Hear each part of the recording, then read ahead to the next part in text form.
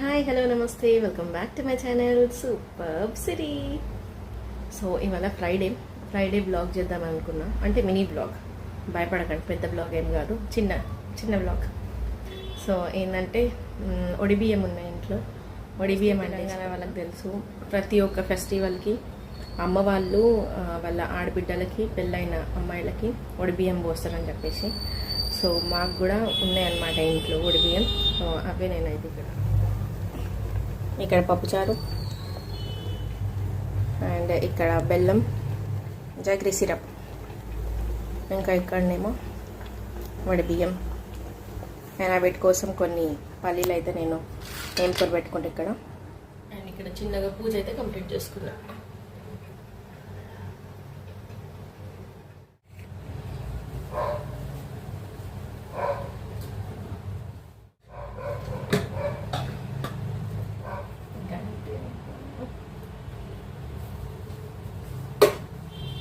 దీనికోసం మీకు కూడా ఎంతైనా ఎప్పుడెప్పుడన్నా ఇది ఇక్కడే ఉంటుంది కదా మన ఊరంతా.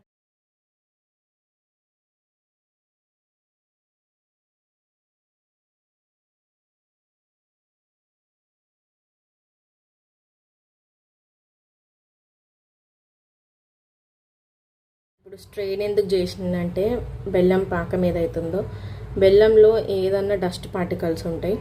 సో అందుకని మనం కొంచెం జాగ్రత్త పడి ఫస్టే కొంచెం ఇట్లా స్ట్రెయిన్ చేసినామనుకో ఆ డస్ట్ పార్టికల్స్ అని దీంట్లోనే ఉంటాం.